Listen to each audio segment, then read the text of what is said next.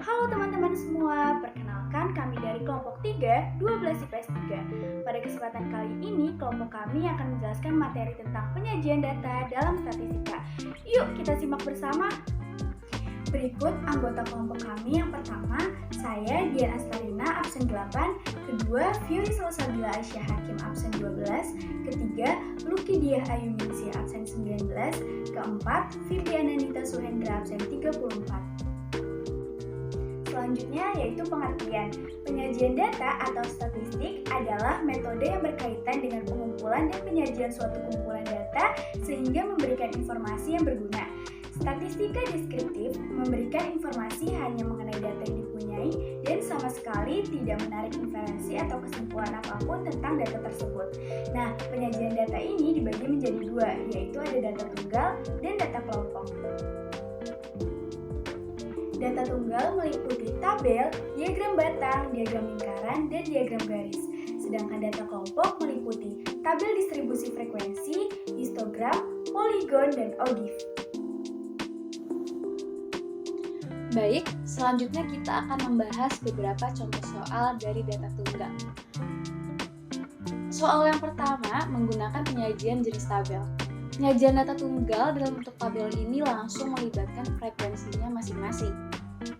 Soal di samping menunjukkan bahwa data-datanya dibagi menjadi 3 baris dan 3 kolom dengan kategori kelas dan jenis kelamin yang kemudian diisi dengan frekuensi.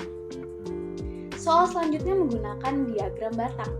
Diagram batang adalah penyajian data dalam bentuk batang atau kotak yang dicatat dalam interval pada bidang kartesius. Bisa dilihat di samping, soal menunjukkan data dalam bentuk tabel dan kemudian data tersebut diubah dalam bentuk diagram batang.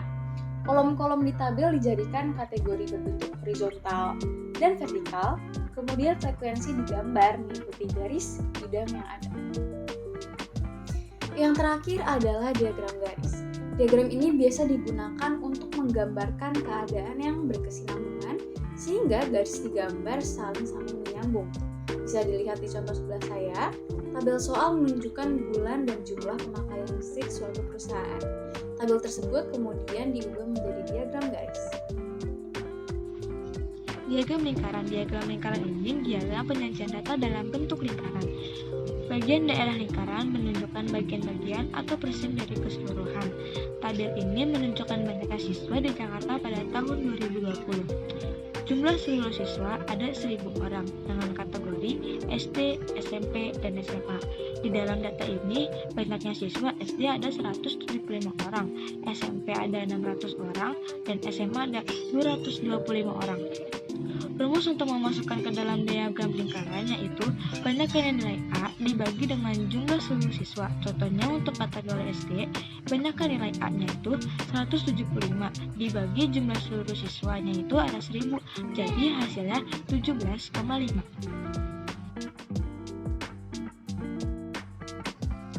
Tabel distribusi frekuensi yaitu data yang berukuran besar, N lebih besar dari 30, cara penyajian data disusun dalam kelas seperti tabel ini.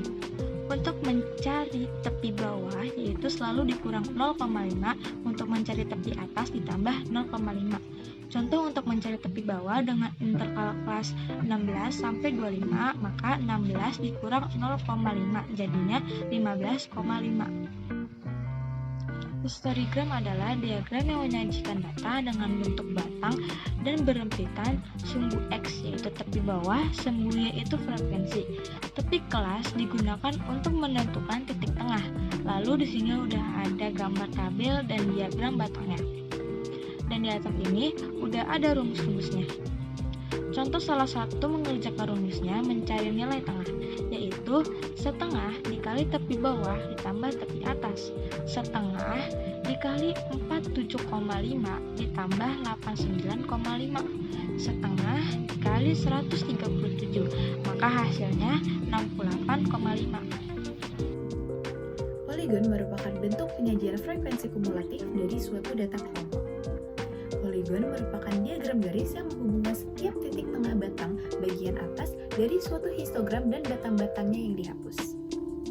Selanjutnya, kita sudah menyajikan tentang contoh soal dari poligon. Seperti yang kita bisa lihat di samping,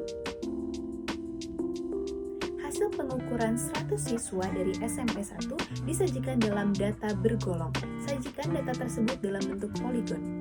Seperti yang kita sudah melihat dan sudah kita tahu, di tabel berikut terdapat data dari berat badan, titik tengah, dan juga frekuensi yang sudah disediakan. Lalu kita tinggal mendistribusikan data-data tersebut ke dalam bentuk poligon yang sudah disediakan di sampingnya. OGIF merupakan grafik yang digambarkan berdasarkan data yang telah disusun dalam tabel distributif frekuensi kumulatif. Data yang telah disusun dalam tabel distributif frekuensi kumulatif kurang dari merupakan OGIF positif atau OGIF naik. Sedangkan untuk data yang telah disusun dalam tabel distributif frekuensi kumulatif lebih dari merupakan OGIF negatif atau OGIF yang turun. Selanjutnya kita akan membahas tentang contoh soal dari OGIF. Seperti yang kita lihat, contoh soalnya adalah seperti berikut. Hasil ulangan matematika dari 40 siswa kelas 12 IPS 3 adalah seperti berikut. Kita telah melihat range nilai dari hasil ulangan kelas 12 IPS 3 dan juga frekuensi dari setiap nilainya.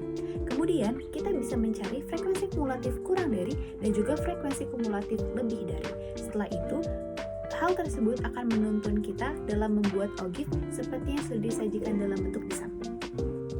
Selesai sudah penjelasan materi mengenai penyajian data, baik data kelompok maupun data tunggal dari kelompok kami. Semoga penjelasan materi tersebut dapat menambah wawasan kalian dan juga dapat membuat kalian lebih paham mengenai penyajian data, baik data tunggal maupun data kelompok. Kita ucapkan terima kasih. Wassalamualaikum warahmatullahi wabarakatuh.